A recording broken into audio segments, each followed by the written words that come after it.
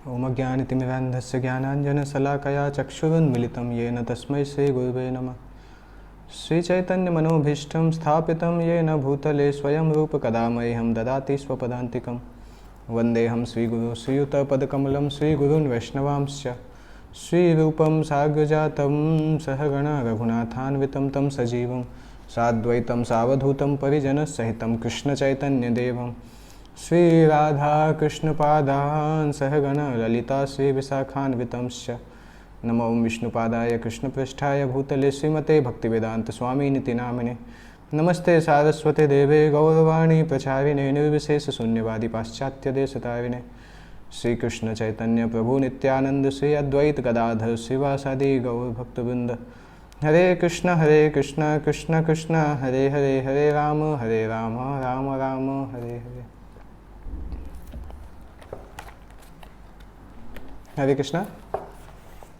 कल हमने देखा था कि लक्ष्मण अपने दिन का इवेंट बता रहे हैं सुमंत्र को, और वो कंप्लीट हो चुका था ऑलमोस्ट। उसके बाद क्योंकि लक्ष्मण ने ये शपथ ली हुई थी कि वो 14 साल तक रात्रि में विश्राम नहीं करेंगे, तो लक्ष्मण जाग रहे थे और रक्षा कर रहे थे। ऑलमोस्ट आधी रात के बाद उनको कुछ आवाज़ सुनाई दी, पत्तियों के ऊपर किसी के चलने की आवाज़ सुनाई दी। तो लक्ष्मण एकदम सावधान हो गए कि कौन है। वो तुरंत सीता और राम की तरफ जाने लगे। कई बहुत सारे विचार उनके मन में आ रहे थे कि इतने रात में कौन चल सकता है, क्या कोई जंगली जानवर है, भूखा जानवर जो कि घूम रहा है, या कोई शत्रु है। इस तरह से वो भागने लगे। और जब वो एकदम पास में आए तो उन्होंने देखा कि भगवान राम स्वयं ही वहाँ पे कुछ वस्तु को ढूंढ रहे हैं। लक्ष्मण उनके पास जाकर उनको प्रणाम करते हैं और उनसे पूछते हैं कि मैं आपके लिए क्या कर सकता हूँ, आपकी सेवा में मैं क्या कर सकता हूँ, आपको किसी चीज़ की आवश्यकता है क्या। तो भगवान राम लक्ष्मण के कंधे पे अपना हाथ रख के बोलते हैं कि लक्ष्मण मैं तुम्हें ही ढूंढ रहा था।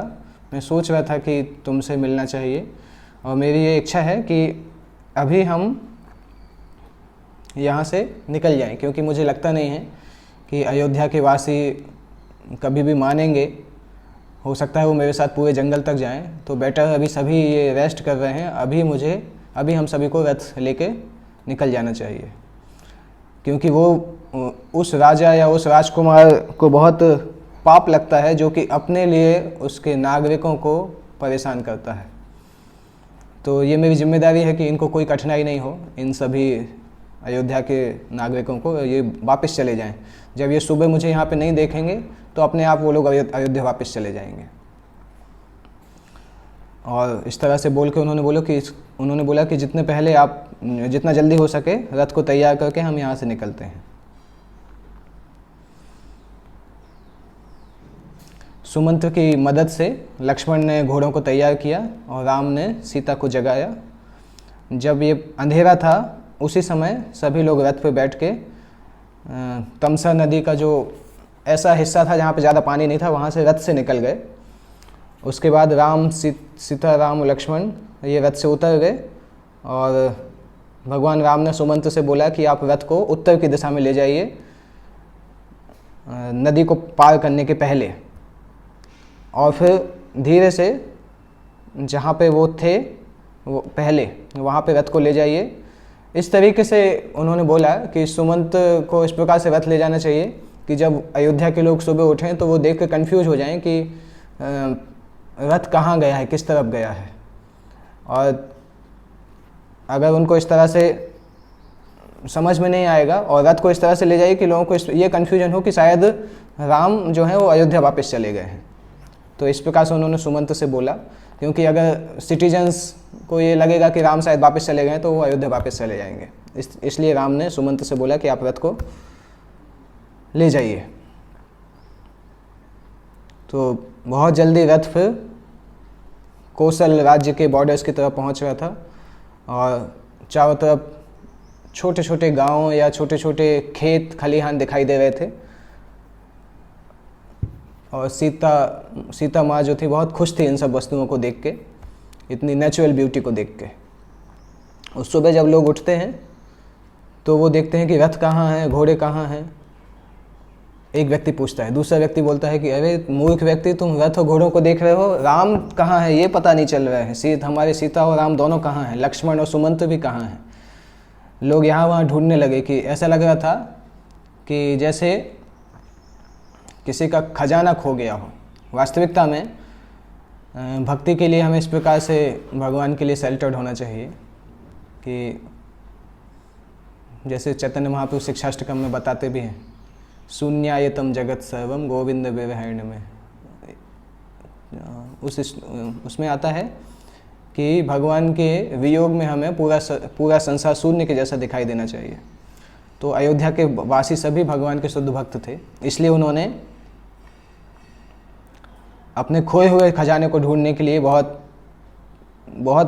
यहाँ वहाँ देख रहे थे कि भगवान राम और सीता कहाँ हैं। और एक बुढ़े व्यक्ति थे, बुढ़े साधु थे, जब उन्होंने सीता और राम को नहीं देखा तो ज़मीन पर बैठ के रोने लगे और अपने सिर में ही खुद अपने आप को दंड दे रहे थे, अपने हाथ से अपने सिर को मार रहे थे। कि महान लोग बोलते हैं कि निद्रा जो है वो हमारा शत्रु है, नींद जो है वो हमारी शत्रु है, क्योंकि निद्रा में हम प्रगति नहीं कर पाते हैं। आज मुझे ये चीज़ पता चली कि हम लोग सोते रहे और हमारे भगवान राम हमारे पास से चले गए। अभी मैं इस नींद को साफ देना चाहता हूँ जिसके कारण हमने राम को खो दिया। इस प्रकार से एक वृद्ध साधु ने बोला कि इस नींद के कारण हम आज भगवान राम से विलग हो गए। फिर दूसरे व्यक्ति ने बोला कि नींद तो ठीक है, परंतु नींद में भी हमें अलर्ट रहना चाहिए। और महान व्यक्ति बोलते हैं कि जो प्रोग्रेस करना चाहते हैं उनकी नींद काक बको ध्यानम स्वान निद्रा, कुत्ते की जैसी नींद होनी चाहिए। इस प्रकार से कि बहुत सावधान नींद होनी चाहिए, थोड़ी सी भी कोई चीज़ आने के बाद वो नींद खुल जानी चाहिए। कुछ लोग बोलते हैं कि अभी इस प्रकार से टाइम वेस्ट नहीं करना चाहिए शोक करते हुए, हमें देखना चाहिए कि रथ कहाँ गया, किस दिशा में गया, रथ के पहियों से पता चल जाएगा। वो लोग ज़्यादा दूर नहीं जा पाए होंगे, परंतु जब वो रथ के पहियों को ट्रैक करने के लिए गए तो और ज़्यादा कन्फ्यूज हो गए, क्योंकि भगवान राम को पता था कि ये होने वाला है, इसलिए उन्होंने सुमंत को इस प्रकार से आज्ञा दी थी। और रथ के पहियों को ट्रैक करते करते उन्होंने देखा कि रथ के पहिए तो अयोध्या की तरफ जा रहे हैं। तो इस प्रकार से चिंतित हुए वो अयोध्या वापस आए। चिंतित इसलिए थे कि उनको लग रहा था कि चिंतित मतलब सोच रहे थे कि हो सकता है राम वापस आ गए हों अयोध्या, परंतु दुखी थे कि राम ने शायद उनको त्याग दिया और जंगल चले गए। इस तरह से सोचते सोचते वो लोग वापस आ गए। श्रीमद् भागवतम में आता है इस तरह से, पहले स्कंद 13वें अध्याय में, जब धृतराष्ट्र अपना घर छोड़ के जाते हैं तो वहाँ पे प्रभुपाद जी लिखते हैं, great souls cheat for the great cause. इसी तरह से कुछ लोग सोच रहे थे कि राम ने हमें चीट करके हमें छोड़ के जंगल चले गए हैं। जब वो लोग घर आए तो घर में जो स्त्रियां थीं, उनकी पत्नियां थीं, वो सभी पूछती हैं कि भगवान राम, सीता और लक्ष्मण कहाँ हैं? आप सब उनके बिना कैसे वापस आ गए? आप सभी यूजलेस हैं, आपके जीवन का कोई मतलब नहीं है। हम तो आपके क्षमताओं पर विश्वास करके हम सोच रहे थे कि आप भगवान राम को वापस लेके आ पाएंगे, कुछ भी बात करके। पूरी रात हम सोए नहीं ये सोचते हुए कि आप राम को वापस लेके आ पाएंगे। अभी हमें ऐसा लगता है कि श्योरली आज हमारी मृत्यु हो जाएगी, हम जी नहीं पाएंगे भगवान राम के बिना। और सभी को धीरे धीरे पता चल गया पूरे अयोध्या में कि राम ने उनको छोड़ दिया है। और अयोध्या के जो बड़े बड़े गेट थे, जो घर थे, वो शमशान के जैसे हो गए। हर तरफ रोने की आवाज़ आ रही थी, जोर जोर से लोग रो रहे थे। इवन कुत्ते, गाय, पक्षी, सबकी आंखों से आंसू गिर रहे थे। पूरा अयोध्या सिटी में आंसू दिखाई दे रहे थे। अयोध्या की सारी खुशियाँ उसके पास से चली गईं। जैसे कोई आसमान हो जिसमें चांद नहीं है या तारे नहीं हैं, कोई समुद्र हो जिसमें पानी नहीं हो, और कोई सुरंग हो जिसका कोई अंत नहीं हो, या कोई पेड़ हो जिसके कोई फल नहीं हो। इस प्रकार से पूरा अयोध्या की जो सिटी थी, अयोध्या का जो शहर था, उसमें कोई सुख नहीं था। अयोध्या जो एक चमत्कारी सिटी मानी जाती थी, अभी वो एक पूरी तरह से दुखी सिटी में बदल चुकी थी। ये अयोध्या के हिस्ट्री का एक ब्लैक डे, काले दिन के जैसा मनाया जाता, काले दिन के जैसा समझा गया। और उस दिन जिन माँओं ने अपने बच्चों को जन्म दिया, उन माओं ने सोचा कि उनके बच्चे जो हैं अच्छे मुहूर्त में जन्म नहीं लिए, अच्छी आत्माएं नहीं हैं, इस तरह से उन माओं ने सोचा। जो व्यापारी लोग थे उन्होंने व्यापार करना बंद कर दिया उस दिन। किसी ने कुछ खाया नहीं, सभी ने फास्ट किया, किसी ने कुछ पिया भी नहीं, किसी घर में कोई कुकिंग नहीं हुई। इवन बिल्लियाँ भी किसी के घर में दूध पीने के लिए नहीं गई, क्योंकि बिल्लियाँ भी रो रही थी, आंसू आ रहे थे उनको कि राम आज अयोध्या से चले गए। कुत्तों ने भौंकना बंद कर दिया, केवल उनकी आंखों से आंसू आ रहे थे।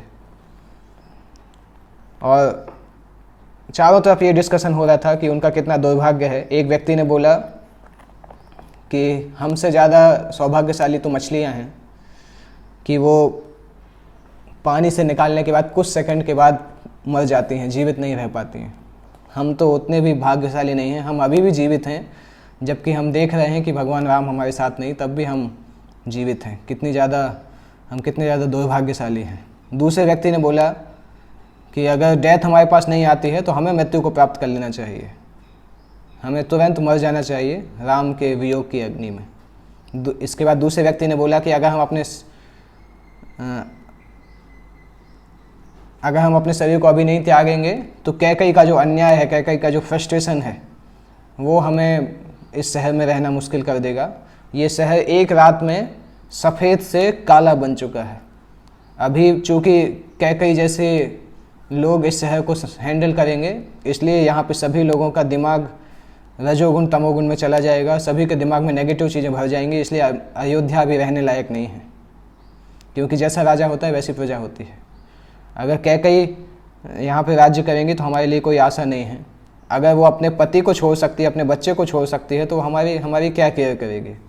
हम सभी को भरत के पास छोड़ दिया जाएगा, जैसे कि पशुओं को कसाई खाने में छोड़ दिया जाता है मरने के लिए। और राजा दशरथ को तो मैं जानता हूँ कि राजा दशरथ मृत्यु को प्राप्त हो जाएंगे, वो जीवित नहीं रह पाएंगे। इस तरह से लोग बहुत नेगेटिव बात करने लगे। तो वहाँ पे एक साधु जो थे, वो साधु ने इस नेगेटिव एटमॉस्फेयर को बदलने के लिए बोला कि एक्चुअली जंगल, पहाड़ और नदियाँ सबसे सौभाग्यशाली हैं, क्योंकि उनको अभी 14 साल तक भगवान राम का संग मिलने वाला है।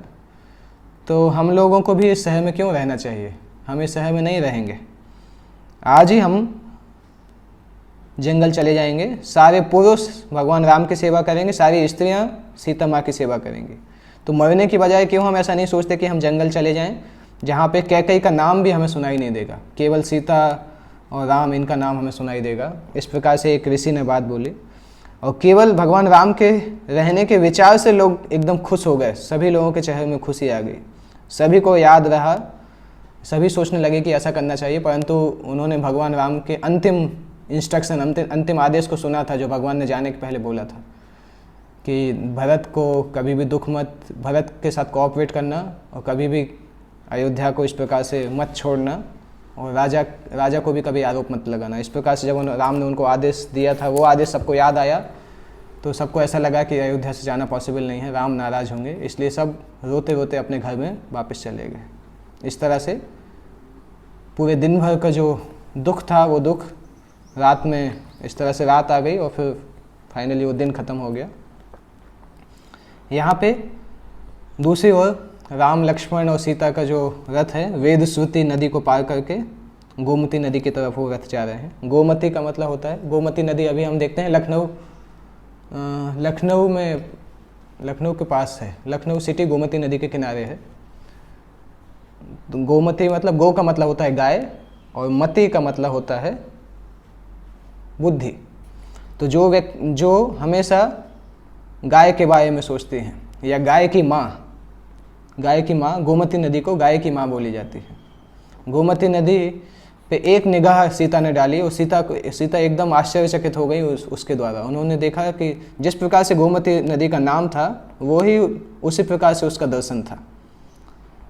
बहुत चौड़ी नदी थी, और नदी के दोनों तरफ इतनी ज़्यादा हरियाली थी, और नदी का पानी इतना अच्छा था कि हजारों की संख्या में गाय वहाँ पे घास चर रही थी और वहीं पे बैठी थी।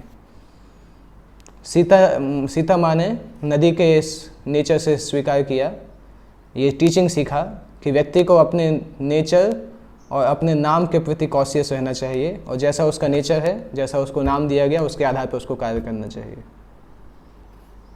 और सीता को ये सोच के बहुत खुशी हुई कि वो कितनी सौभाग्यशाली हैं कि वो भगवान राम के साथ यात्रा कर रही हैं, जो कि हमेशा अपनी सत्य, अपनी वाणी को, अपनी रेपुटेशन को हमेशा सत्य रखते हैं। इस प्रकार से सीता बहुत खुश हुई। और जब सीता इस प्रकार से मुस्कुरा रही थी तो उससे लक्ष्मण जो दुखी थे, बहुत लक्ष्मण का दुख थोड़ा कम हुआ। उनको समझ में नहीं आया कि सीता किस प्रकार से मुस्कुराई थी, तो उन्होंने क्या देख के मुस्कुराई थी। तो लक्ष्मण ने एकाएक राम और सीता की तरफ जब देखा और उन्होंने देखा कि भगवान राम और सीता जो हैं वो कुछ जानवरों को देख रहे हैं, मेल और फीमेल जानवरों को देख रहे हैं। तो लक्ष्मण को ये देख के खुशी हुई कि एटलीस्ट इस वनवास में भगवान राम और सीता एक दूसरे के साथ समय बिता सकते हैं, क्योंकि राज्य में रहते हुए भगवान राम की अलग जिम्मेदारी थी। उस जिम्मेदारी के कारण वो बहुत कम समय दे पाते थे, परंतु एटलीस्ट यहाँ पे ये है कि इस वनवास में भगवान राम सीता के साथ कुछ समय व्यतीत कर सकते हैं। और इस प्रकार से लक्ष्मण देख रहे थे। तभी मदर सीता ने देखा कि लक्ष्मण उनकी तरफ देख रहे हैं और उस देख के सीता थोड़ी शर्मा गई। और फिर लक्ष्मण ने उसी समय शपथ ली कि वो राम, चूँकि अभी तो लक्ष्मण उनके साथ रथ में हैं तो रथ में जाना तो अनिवार्य है, परंतु उसके बाद लक्ष्मण ने सोचा कि अभी 14 साल तक मैं कभी भी मदर सीता और राम की प्राइवेसी में कभी भी बीच में नहीं आएंगे। और लक्ष्मण ने सोचा कि मैं उनकी रक्षा करूंगा, परंतु कम से कम इतनी डिस्टेंस पे रहूंगा कि जिससे वो लोग अपने पर्सनल समय को उपयोग कर सकें, उनको मेरी उपस्थिति के कारण अपने पर्सनल समय में इस प्रकार से दिक्कत नहीं हो। इस प्रकार से लक्ष्मण ने सोचा और लक्ष्मण ने फिर ये विचार किया कि 14 साल तक वो भगवान राम की रक्षा करेंगे, सेवा करेंगे, परंतु कम से कम इतनी डिस्टेंस रखेंगे कि भगवान राम और सीता जो हैं वो एक दूसरे से पर्सनल समय निकाल सकें और उनको कोई असुविधा नहीं हो लक्ष्मण की उपस्थिति के कारण। इसी तरह से रास्ते में कुछ खेत आए तो भगवान राम ने सीता का ध्यान उन खेत की तरफ दिखाया उंगली से और बोला कि कुछ यहाँ पे खेत में कुछ फार्मर्स हैं, खेती करने वाले लोग, जो कि पानी में जो वीट्स आते हैं, हिंदी में उसको खरपतवार बोलते हैं, इंग्लिश में उसको वीट्स बोलते हैं। तो लिली के वीट्स वहाँ पे आए थे उनके फार्म्स में, उनके खेतों में, और उन वीट्स को फार्मर खेती करने वाले जो किसान थे वो निकाल रहे थे।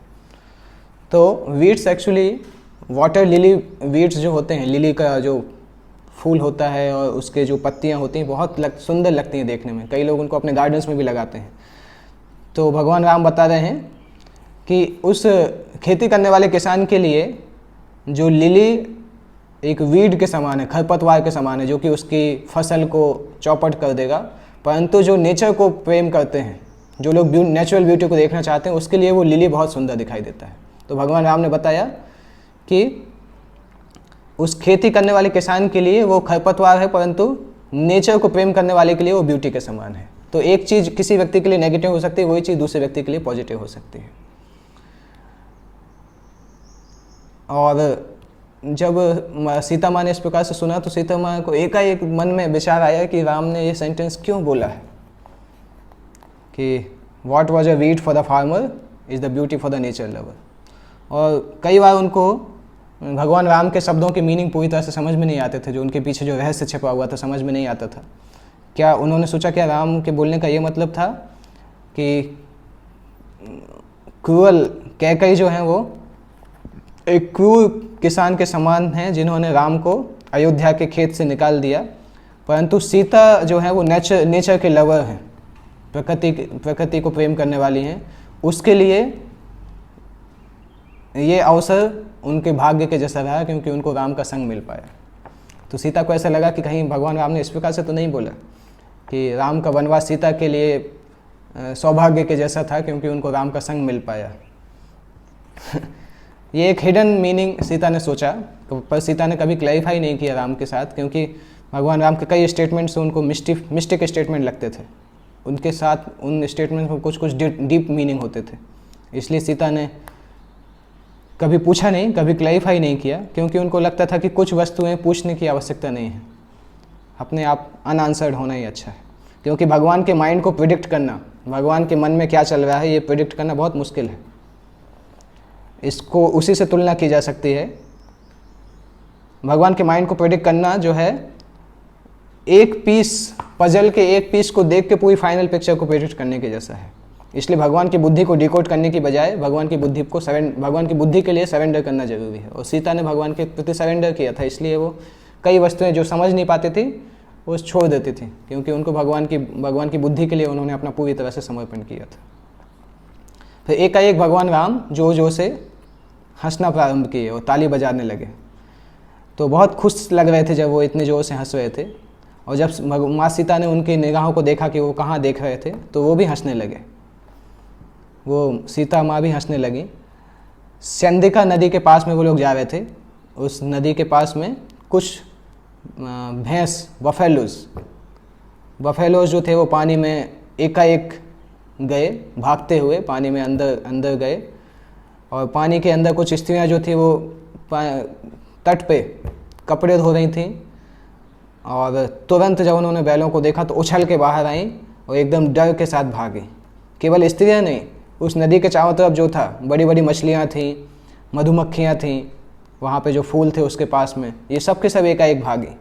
इतने कम समय में इतनी सारी चीज़ें हुई कि उस सीन को देख के भगवान राम, उस सीन को, उन सभी के जो चेहरे पे एक्सप्रेशन थे उसको देख के भगवान राम एकदम से मुस्कुराने लगे, जोर से मुस्कुराने लगे और ताली बजाने लगे।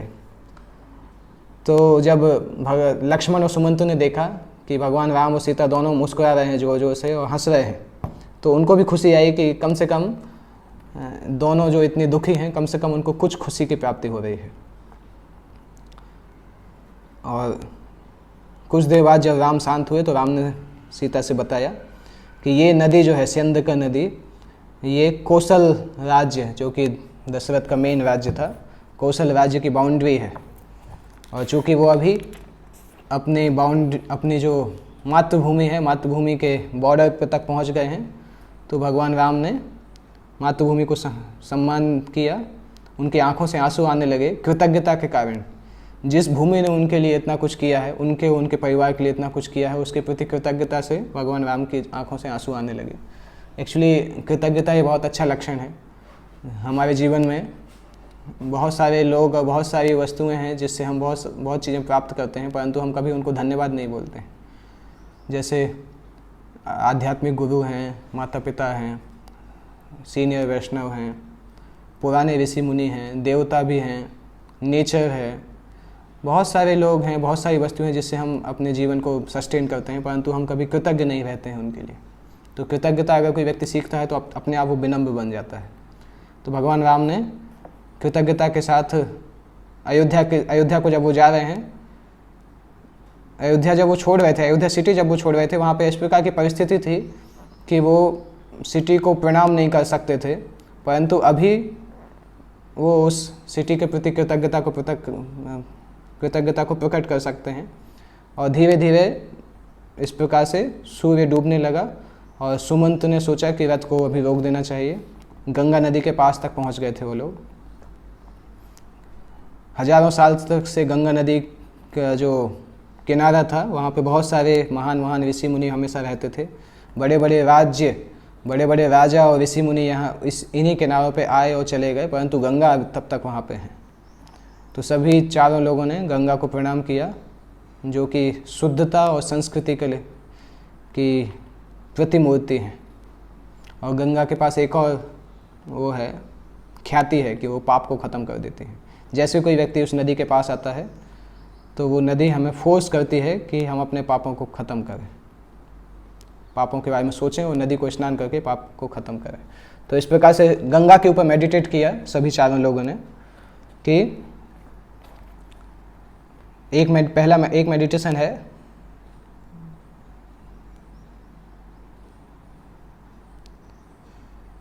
वैदिक कल्चर में बहुत सारे ऐसे ऑब्जेक्ट हैं, जैसे गंगा और बहुत सारे अलग ऑब्जेक्ट हैं जो कि हमें रिमाइंड करते हैं कि हमारे कर्मों का क्या फल मिलने वाला है।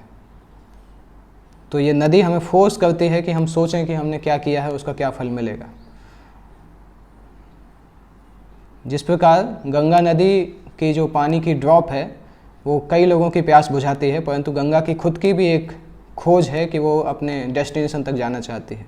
इसी तरह से व्यक्ति दूसरे की सेवा कर सकता है, परंतु तब भी उसको ध्यान रखना चाहिए उसके आध्यात्मिक गोल क्या हैं, उस गोल के लिए भी उसको हमेशा प्रयास करना चाहिए। और गंगा नदी से एक और हमें सीख मिलती है कि ये जीवन बहुत टेम्परेरी है। जिस प्रकार से नदी का पानी लगातार बहता रहता है, कभी किसी का वेट नहीं करता है, इसी प्रकार से ये जीवन कभी वेट नहीं करता है। बहुत टेम्परेरी है ये पूरा संसार, और जो वस्तु आती है वो जाती है। तो आध्यात्मिक जीवन में प्रोग्रेस करने के लिए हमें इस टेम्परेरी नेचर को भूलना चाहिए, और हमारा जो आध्यात्मिक नेचर है, आत्मा का जो नेचर है, और आध्यात्मिक संसार जो है, उसको मेडिटेट करना चाहिए। गंगा नदी से हमें ये भी शिक्षा मिलती है।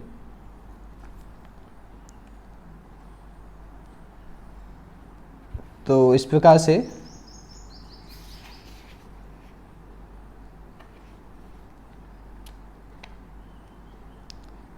भगवान राम जब वहाँ पे पहुँचते हैं गंगा के किनारे पे, तो वहाँ पे जितने भी साधु हैं वो तुरंत भगवान राम की तरफ दौड़ते हैं, इस प्रकार से जैसे कि कोई हंस कमल की तरफ दौड़ते हैं। क्योंकि साधुओं को परमहंस बोला जाता है, महान कमल, चूँकि वो कमल के समान हैं और वो एक्सपर्ट हैं। कमल की नहीं, साधु हंस के समान हैं, और हंस की क्या क्षमता होती है, वो दूध और पानी को अलग अलग कर लेते हैं। तो ये साधु भी भौतिक संसार में रहते हुए भौतिक संसार के नहीं हैं, क्योंकि वो आध्यात्मिक वस्तुओं पर फोकस करते हैं।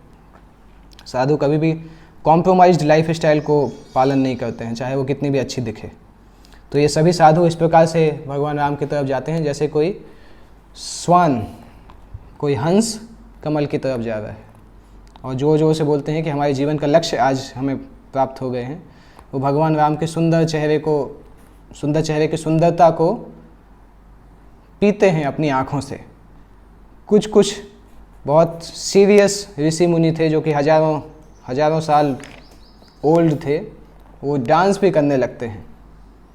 और जब ऋषि मुनि भगवान राम से मिलकर इस प्रकार का व्यवहार करते हैं तो मदर सीता को बहुत एम्यूजमेंट जैसा लगता है, एंटरटेनमेंट जैसा लगता है कि ऋषि मुनि इस प्रकार से व्यवहार क्यों कर रहे हैं। उसके बाद भगवान राम और सीता गंगा में एक डिप लेते हैं, गंगा में स्नान करते हैं और अपनी संध्या बंदन वहाँ पे करते हैं। जैसे ही भगवान राम के चरण गंगा को टच होते हैं, गंगा नदी को टच होते हैं, तो गंगा का जल ऊपर उठने लगता है, जैसे कि गंगा को बहुत सुख की प्राप्ति हुई हो। गंगा को फाइनली उन चरणों के दर्शन, उन चरणों का स्पर्श फिर से मिलता है जिन चरणों के कारण गंगा इस संसार में आई थी। इसलिए गंगा एकदम खुशी से नई दुल्हन के समान एकदम खुश हो जाती हैं, जैसे भगवान राम के चरणों का स्पर्श उनको मिलता है। क्योंकि भगवान राम के इनकारनेशन, अवतार जो थे वामन देव, उनके स्पर्श के द्वारा ही गंगा इस संसार में आई थी, और आज फिर से वही भगवान वामन देव भगवान राम के रूप में आके गंगा को स्पर्श कर रहे हैं। तो गंगा का जल एकदम खुश हो जाता है, ऐसा लगता है जैसे गंगा एक नई दुल्हन है। तो उस रात भगवान राम ने सोचा कि एक बड़े पेड़ के नीचे रुकेंगे, गंगा की नदी के किनारे ही। भगवान राम ने सुमंत्र से बोला कि घोड़ों को आप छोड़ दीजिए, और लक्ष्मण से बोला कि आप जल्दी से सीता के विश्राम का प्रबंध करिए। जैसे जैसे वो लोग सेटल डाउन हो रहे थे, यहाँ पे एक टीचिंग है देखने के लिए। आध्यात्मिक जीवन केवल एंजॉयमेंट छोड़ने के लिए नहीं है, आध्यात्मिक जीवन एक्चुअली ऊपर के लेवल का एंजॉयमेंट ग्रहण करने के लिए है। भगवद गीता बताता है परम दृष्ट्वा निवर्तते। तो जो आध्यात्मिक लोग होते हैं वो इस संसार का आनंद केवल तभी छोड़ पाते हैं जब उनको भक्ति में आनंद मिलने लगता है, क्योंकि भक्ति का आनंद अपने आप में इतना बड़ा है कि व्यक्ति फिर इस संसार की चीज़ों में आकर्षित नहीं होता है। तो ये सारे ऋषि मुनि ने बहुत इस संसार की सुंदरता को पहले ही छोड़ चुके हैं, और वो बहुत समय से वेट कर रहे थे कि भगवान की सुंदरता को देखेंगे। और भगवान राम जब उनके बीच में आए तो उनको लगा कि अभी उनका जीवन सफल हो चुका है। भगवान राम का एक नाम है अपरयामृत। अपरयामृत का मतलब होता है कि ऐसे व्यक्ति जिनकी सुंदरता समय के साथ बढ़ती रहती है। तो भगवान के शरीर की सुंदरता, भगवान के चेहरे की सुंदरता समय के साथ साथ लगातार बढ़ती रहती थी। इस प्रकार से जब वो सेटल डाउन हो रहे थे तो कुछ कबीले के लोग वहाँ पे आए, दो जोर जोर से ड्रम बजाते हुए और अपनी टॉर्चेस लैंप लेके, और कुछ स्त्रियाँ जो थीं उल्यूलेट करती थीं, बंगाल में आप देखेंगे ये कल्चर होता है, स्त्रियाँ अपने मुख में से कुछ कुछ ध्वनि निकालती हैं, तो वो ध्वनि भगवान के दर्शन करते समय निकालती हैं। आप मायापुर मंदिर जाएंगे तो इस प्रकार से दिखाई भी देता है, जब भगवान के दर्शन खुलते हैं तो कुछ स्त्रियाँ इस प्रकार से करती हैं। तो वहाँ पे कुछ स्त्रियाँ आईं और बहुत सारे लोग, कबीले के और भी लोग आए। लक्ष्मण ने तुरंत सोचा कि ये क्या है, कोई अटैक होने वाला है क्या है, तो लक्ष्मण ने तुरंत अपना धनुष और बाण तैयार रखा। परंतु जैसे उन्होंने देखा कि उनके जो लीडर हैं वो सामने आ रहे थे, कुछ अपने हाथ को फोल्ड विनय मुद्रा में करके भगवान राम को प्रणाम करने के लिए आगे आ रहे थे, तो लक्ष्मण समझ गए कि ये कोई अटैक नहीं है, ये कोई श्री राम से कोई मिलने के लिए आए हैं। तो भगवान राम ने जब देखा उनको, तो भगवान राम पहचान गए कि वो निषाद राज गुह हैं, और भगवान को आवाज़ आई, वेलकम टू संगवेरपुर, संगवेरपुर में आपका स्वागत है। और निषाद कबीले के राजा थे वो, और भगवान राम ने बोला कि ये तो मेरे पिता के बहुत बड़े मित्र हैं, बहुत पुराने मित्र हैं। ऐसा बोल के भगवान राम तुरंत उनकी तरफ गए और दोनों एक दूसरे से गले मिलने लगे, गले मिल के एक दूसरे के बारे में पूछ रहे हैं। और वो जो निषाद राज गुह थे, उन्होंने भगवान राम को अपने सारे मिनिस्टर से और सारे रिश्तेदारों से मिलवाया। जब दोनों लोग एक दूसरे से बात कर रहे थे तो लक्ष्मण ने थोड़ा समय निकाल के देखा कि ये गुह किस प्रकार के व्यक्ति हैं। निषाद राज जो थे, उनके पास कुछ कुत्ते उनको रक्षा कर रहे थे, उनका लेदर गारमेंट, लेदर की ड्रेस पहने हुए थे, और कमर में कोई बेल्ट बंधा हुआ था, जिसमें उस बेल्ट, चूँकि वो ट्राइबल लोग थे, कबीले के लोग थे, तो उसी प्रकार की ड्रेस थी। उनका शरीर बहुत स्ट्रांग था, बहुत कुछ अंगूठी कुछ पहने थे, अलग अलग पत्थरों की अंगूठी पहने हुए थे, कुछ नेकलेस भी थे उनके पास, फूल के नेकलेस पहने, जंगली फूल के नेकलेस पहने हुए थे, और एक धनुष उनके ऊपर कंधे के ऊपर लगा हुआ था, और बहुत सारे तीर उनके पास थे। लक्ष्मण बहुत अमेज थे भगवान राम के इस क्वालिटी को देखते हुए। वो देख रहे थे कि भगवान राम इतना ज़्यादा प्रेम कर रहे हैं गुह के साथ, और उनको बहुत अमेजिंग लग रहा था कि भगवान राम जो कि इतने बड़े शहर से आए हैं, और वो एक सबॉर्डिनेट राजा जो हैं उनसे इस प्रकार से मित्र के जैसा व्यवहार कर रहे हैं। ये राम के व्यवहार से लक्ष्मण जो हैं वो उनकी बहुत प्रशंसा की, मन में बहुत प्रशंसा कर रहे थे कि भगवान राम जो हैं वो एक्सपर्ट हैं किसी भी व्यक्ति को प्रेम करने के लिए। भगवान राम यद्यपि बहुत हर चीज़ में एक्सपर्ट थे, परंतु भगवान का एक लक्षण था सौशील्यम। भगवान का इतना अच्छा व्यवहार था, इतनी अच्छी शीलता, इतनी विनम्रता थी कि किसी भी व्यक्ति को अपने हृदय में वो अपने प्रेम के द्वारा उस व्यक्ति को अपने हृदय में कैप्चर कर लेते थे। तो गुह की आवाज़ बहुत अथॉरिटेटिव थी, परंतु उनके वाणी, उनके बोलने का तरीका या उनका व्यवहार बहुत अच्छा था। जब वो भगवान राम से बात करते थे, उन्होंने बोला कि हे भगवान, आपको यहाँ देखना मेरे लिए कितना बड़ा सौभाग्य की बात है। मैं हो सकता 1000 नाव का मालिक हूँ, इस राज्य का मालिक हूँ, परंतु मैं आपके पिता का एक नौकर हूँ और आपका भी नौकर हूँ। मैं आपके लिए बिक चुका हूँ। इस प्रकार से निषाद राज ने बोला। और निषाद राज को ऑलरेडी पता था कि 2 दिन पहले अयोध्या में क्या हुआ है, तो उन्होंने बोला कि अयोध्या में जो हुआ मुझे पता चला, मैं इसको समझना बहुत मुश्किल है, और दशरथ के इस व्यवहार को समझना भी मुझे बहुत मुश्किल लगता है। मुझे ऐसा लगता है कि even the best people have flaws. संसार के अच्छे लोगों में भी कुछ गलतियाँ पाई जाती हैं। तो राम और गुह का जो ये संवाद था, राम का जो व्यवहार था गुह के साथ, उसको देख के बहुत सारे लोगों के हृदय एकदम पसीज गए। भगवान राम ने अपने व्यवहार से सभी को टच कर लिया। तो इस प्रकार से भगवान राम का व्यवहार महल में रहने वाले लोगों के लिए भी बहुत अच्छा था और किसी व्यक्ति के लिए बहुत अच्छा था, क्योंकि नेचुरली भगवान का ऐसा व्यवहार है। भगवान जब अपनी कृपा की वर्षा करते हैं तो ये नहीं देखते हैं कि कौन सामने है, सभी के ऊपर वो बरसात होती है।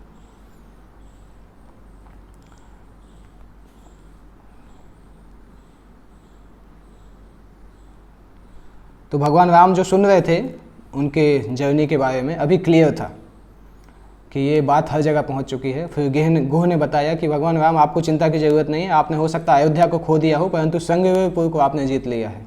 आज के दिन से ये राज्य आपका है, ये सिटी आपकी है। आपने बहुत सारे सेवकों को हो सकता खो दिया हो, परंतु आपने गुह नाम से एक गुलाम कुत्ते को आपने प्राप्त कर लिया है, वो ये कुत्ता जो है आपके लिए सब कुछ करेगा। भक्ति विनोद ठाकुर एक्चुअली बताते हैं हमें भगवान के कुत्ते के समान ही बनना चाहिए। सर्वस्व तुम्हार चरणे संप्रिया, देखी वो तुम्हारे घरे, तुम ही तो ठाकुर तुम ही तो तुम्हारा कुकुर भूलिया जाने हो मोए। भक्ति विनोद ठाकुर बताते हैं कि अगर हमें कुत्ता बनना ही है तो भगवान का कुत्ता बनना चाहिए। गुह इस बात को क्लियर करते हैं कि आपने बहुत सारे नौकरों को हो सकता खो दिया हो, परंतु आप आपने अपने एक गुलाम कुत्ते गुह को प्राप्त किया है जो आपके लिए कुछ भी करेंगे। आप हमें आदेश दीजिए। इस प्रकार से गुह भगवान को समर्पण किए। जैसे ही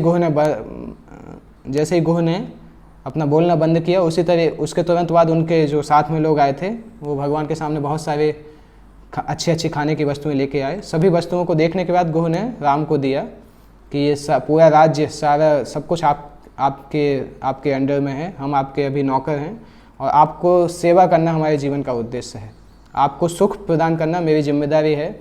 सबसे अच्छा खाना आपको मिलेगा, सबसे अच्छा पीना आपको मिलेगा और सब कुछ हमारे पास है। जो भी है मैं आपसे रिक्वेस्ट करता हूँ कि आप हमारे ऊपर रूल करिए, आप हमारे ऊपर राज्य करिए। भगवान राम ने कृतज्ञता के साथ उनको धन्यवाद बोला और उन्होंने बोला कि हे गुह, आपकी जो इस प्रकार का विचार है ये तो बहुत अच्छा है और आपके इस प्रेम को रेसिप्रोकेट करने के लिए मेरे पास कुछ भी नहीं है। हम सभी बहुत सौभाग्यशाली हैं कि आपके जैसे लीडर हमारे पास आए हैं। मैं इस सभी चीज़ों के लिए बहुत ग्रेटफुल हूँ, परंतु मैं आपसे क्षमा मांगता हूँ कि मैं आपके ऑफ़र को स्वीकार नहीं कर सकता हूँ, क्योंकि मैं मेरा जो आज्ञा है, पिता की आज्ञा है, उससे मैं बंधा हुआ हूँ। मैं एक साधु के समान रहना चाहता हूँ। 14 साल तक मैं किसी सिटी में प्रवेश नहीं करना चाहता हूँ और इस प्रकार की जब मैंने शपथ ली हुई है तो मैं इन चीज़ों को स्वीकार नहीं कर सकता हूँ। अगर आप सही में हमें सेवा करना चाहते हो तो आप ये हमारे जो घोड़े हैं, राजा के घोड़े जो हैं, वो उनको अच्छा घास दे सकते हैं। ये घोड़े बहुत अच्छे हैं और राजा इनको बहुत प्रेम करते हैं। इसको अगर आप करेंगे, फीड करेंगे तो आपको राजा का भी फेवर प्राप्त होगा। तो इस प्रकार से राम बोल रहे हैं। कुछ आचार्यों ने इस प्रकार से कमेंट्री की है कि राम क्या इस प्रकार से बोलना चाहते थे कि राम को कुछ देने से गुह को कुछ प्राप्त नहीं होगा, परंतु घोड़ों को देने से कम दशरथ का फेवर उनको प्राप्त होगा, क्योंकि दशरथ राजा हैं और राम के पास कुछ भी नहीं है।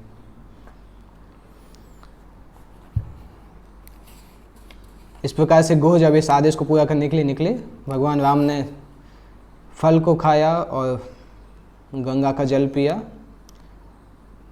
और सुमंत और नीचे गंगा के जस्ट पास में गए और वहाँ पे जाके बैठ के बहुत ज़ोर से रोने लगे, बहुत ज़्यादा रोने लगे, क्योंकि वो 2 दिन से ये वस्तुएं देख रहे थे। वो देख रहे थे कितना ज़्यादा दुख का समय है। ऐसे व्यक्ति जो कि मोहिनी मूर्ति के रूप में पहले प्रकट हुए थे और सभी देवताओं को अमृत दी थी, अभी वो व्यक्ति खुद फ्रूट्स, फल और जंगली फल और जड़ें खा रहे हैं। वो इस प्रकार से भगवान राम और सीता को इतनी तपस्या करते हुए देख नहीं पाए, इसलिए वो दूर जाके रोने लगे और बहुत जल्दी दोनों भगवान राम और सीता दोनों सो गए।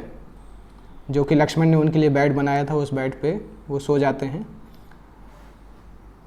लक्ष्मण ने उस बेड को बनाने के लिए बहुत अच्छे खुशबूदार जंगल के फूल को भी उपयोग किया था और घास को उपयोग किया था। ये बेस्ट जो कि लक्ष्मण वहाँ पे प्राप्त कर सकते थे। इस प्रकार से लक्ष्मण ने उसको बनाया। तो जब लक्ष्मण सुमंत के साथ बैठे हुए हैं तो उनसे लक्ष्मण प्रश्न करते हैं कि इस स्थान का नाम श्रृंगवीरपुर क्यों है। तो सुमंत सोच रहे थे कि ये सारे राजकुमार इतने दुख में हैं, इनकी सेवा करने का क्या मौका मिलेगा। तो सुमंत को एक मौका मिला कि राजकुमार की सेवा करें, उनके क्वेश्चन का आंसर देके। उन्होंने तुरंत बोला कि ये जो स्थान है इसका ये नाम यूनिक नाम इसलिए है क्योंकि यहाँ पे एक यूनिक शिकार करने की पद्धति है जो यहाँ के लोग शिकार करने के लिए उपयोग करते हैं। वो एक मृग डियर को बनाते हैं, उस डियर के अंदर कुछ अलग अलग चीज़ों को भरते हैं जिससे कि वो वास्तविक डियर के जैसा लगता है, वास्तविक मृग के समान लगता है। और उस वास्तविक मृग को देखने के लिए उसके प्रति आकर्षित होके ये स्टफ्ड डियर, मतलब ये वास्तविक नहीं है परंतु वास्तविक जैसा लगता है, परंतु इसको वास्तविक समझ के कुछ सही में मृग वहाँ पे आते हैं आसपास उसका संपर्क प्राप्त करने के लिए। और जब वो लोग पास में आते हैं तो ये शिकारी उसको मृग को पकड़ लेते हैं, उसको मार डालते हैं। कुछ ही मिनट्स के अंदर वो मृग मर जाते हैं, इस प्रकार से उसका शिकार किया जाता है। इसलिए इसका नाम है श्रृंगबेरपुर कि स्टफ्ड बियर, स्टफ्ड डियर, यहाँ पे इस प्रकार से शिकार किया जाता है। और चूँकि सुमंत पिछले रात नहीं सोए थे, बहुत कम सोए थे, इसलिए बहुत जल्दी वो विश्राम के लिए चले गए। और लक्ष्मण जो है अपने भाई और भाभी को देख रहे थे, उनको देखते कभी नींद तो उनकी आंखों में थी नहीं, क्योंकि उनकी आंखों से हमेशा आंसू निकल रहे थे देखते हुए कि भगवान राम और सीता किस प्रकार से दुख उठा रहे हैं। वो अपने दुख और गुस्से को कम करने का प्रयास करते थे, परंतु वो कम नहीं हो रहा था। और साथ वो अपना सेवा भी कर रहे थे इनके लिए, सीता और राम की रक्षा करना रात में। तो लक्ष्मण खड़े हुए, उन्होंने धनुष हाथ में लिया और सोते हुए सीता और राम के चारों तरफ कुछ डिस्टेंस बना के, जिससे कि कदमों की आवाज़ से उनको नींद में डिस्टर्ब नहीं हो, कुछ डिस्टेंस बना के गोल गोल उनकी रक्षा करने लगे, चारों तरफ घूम रहे थे। और रात में लक्ष्मण के चरणों की आवाज़ के अलावा और कुछ नहीं सुनाई दे रहा था। लक्ष्मण ने एकाएक रात में कुछ और वस्तुएं सुनी कि किसी और व्यक्ति के चरण भी वहाँ पे हैं। लक्ष्मण तुरंत सावधान हो गए और देखने के लिए गए कि कौन वहाँ पे है। उन्होंने देखा कि गुह वहाँ पे खड़े हुए हैं और गुह के हाथ में भी धनुष है। तो लक्ष्मण ने जब गुह को देखा तो लक्ष्मण को समझ में नहीं आया कि गुह यहाँ पे क्यों, किस काम से आए हैं, वो इतनी रात क्यों वापस आए हैं। लक्ष्मण सामने आके गुह से पूछते हैं और गुह भी कंफ्यूज थे लक्ष्मण को देखने के लिए, लक्ष्मण को देख के। गुह ने पूछा कि लक्ष्मण से कि आप अभी तक क्यों जगे हुए हैं, आपको तो जंगल का जीवन की तपस्या के बारे में पता नहीं है, आप हमारे गेस्ट हैं, आप सो जाइए, मैं सीता और राम की रक्षा करूँगा। मुझे पता है इस जंगल का सब कुछ पता है, इसलिए मैं इस जंगल में कोई भी समस्या मेरे रहते हुए नहीं हो सकती है। और मेरी इच्छा भी है कि मैं भगवान राम की सेवा करूं, वो मेरे खजाने के समान है, मैं अपने खजाने को बचाने के लिए कुछ भी करूंगा, मुझ पर विश्वास करिए, मैं उनकी रक्षा करूंगा, आप सो जाइए। लक्ष्मण ने गुह को बहुत कृतज्ञता प्रकट की कि आपके शब्दों के लिए बहुत बहुत धन्यवाद। और लक्ष्मण ने बोला कि अयोध्या अभी हमें इस तरह से फील हो रहा है कि आपके प्रोटेक्शन में रहना अयोध्या से भी ज़्यादा अच्छा है। आपका जो ये इतना अच्छा मित्रता का स्वभाव है, आपका प्रोटेक्शन का जो नेचर है, सुरक्षा की भावना है, ये अयोध्या से भी अच्छा है। परंतु मेरे नहीं सोने का कारण है क्योंकि मुझे राम की रक्षा करनी है, क्योंकि मैं सोचता हूँ कि मैंने एक कार्य गलत किया, मैं इस दुर्घटना को घटने से रोक सकता था, परंतु जब मैं अयोध्या में था तो मैं इसको रोक नहीं पाया। तो अभी मैं कैसे शांति से सो सकता हूँ। जितने दिन भी भगवान राम और सीता ज़मीन पे सोएंगे, इस तरह से सोएंगे, तब तक मैं नींद को अपने ऊपर हावी नहीं होने दूंगा, मैं सोऊंगा नहीं। तो लक्ष्मण ने जब इस तरह से बोला तो गुह शांत हो गए, वो लक्ष्मण से कुछ दूर चले गए, परंतु उनके मन में विचार बहुत अलग अलग आ रहे थे, क्योंकि वो भगवान राम से इतना प्रेम करते थे कि उनको लक्ष्मण पे भी इतना विश्वास नहीं था, निषाद राज को, कि लक्ष्मण क्यों जगे हुए हैं। और वो देख रहे थे, उन्होंने आज ही देखा था कि प्रेम और घृणा उन्होंने देखा था। और उनको ये बहुत अजीब लग रहा था कि राम के सबसे क्लोज जो लोग थे उन्होंने उनसे घृणा की, उनको निकाल दिया, और जो राम से दूर थे वो उनको ज़्यादा प्रेम कर रहे थे। अगर माता पिता ही व्यक्ति बच्चे को प्रेम नहीं करते हैं, उससे घृणा करते हैं, तो फिर दूसरे संबंधों को क्या सोच सकते हैं। इस प्रकार से वो उनके मन में विचार आ रहे थे। और उनको ये भी लग रहा था कि लक्ष्मण धनुष लेके क्यों आधी रात में घूम रहे हैं, जबकि उनको पता है कि राम और सीता के सुरक्षा में कोई खतरा नहीं है। तो उनको ऐसा लग रहा था कि कहीं ऐसा तो नहीं कि एक माँ ने राम को जंगल भेज दिया, राम को राज्य से निकाल दिया, और एक सौतेला भाई साथ में आया है ये श्योर करने के लिए कि राम कभी वापस नहीं आ पाए। इस प्रकार से डाउट निषाद राज के मन में आ रहे थे लक्ष्मण को धनुष में देखते हुए। तो वो दूर नहीं गए, वो कुछ और दूर गए और लक्ष्मण के ऊपर निगाह रखने लगे। जैसे जैसे लक्ष्मण घूम रहे थे, लक्ष्मण पर निगाह रखते हुए निषाद राज भी घूम रहे थे। सीता राम इस प्रकार से एक बेड पर सो रहे थे घास के उसमें, लक्ष्मण उनकी रक्षा कर रहे थे चारों तरफ घूमते हुए कि वो सुरक्षित रहें। उस लक्ष्मण से कुछ और दूर जंगल में, लक्ष्मण की निगाहों से भी दूर छुप के गुह राम और सीता की रक्षा कर रहे थे लक्ष्मण के द्वारा। वो देख रहे थे कि लक्ष्मण कुछ ऐसा कार्य नहीं करें जिससे कि राम और सीता को प्रोटेक्शन को लॉस हो। और जब गुह के गार्ड्स ने देखा, गुह के सैनिकों ने देखा कि उनके राजा जो हैं वो धनुष और बाण लेके चारों तरफ घूम रहे हैं, तो उनको भी शक हुआ अपने राजा के ऊपर। उन्होंने सोचा कि क्या ये सीता और राम को नुकसान पहुंचाना चाहते हैं या लक्ष्मण को नुकसान पहुंचाना चाहते हैं। तो वो गुह से थोड़ी डिस्टेंस रख के गुह के ऊपर निगाह रख रहे थे कि कहीं गुह इस प्रकार से नहीं कर रहे हो।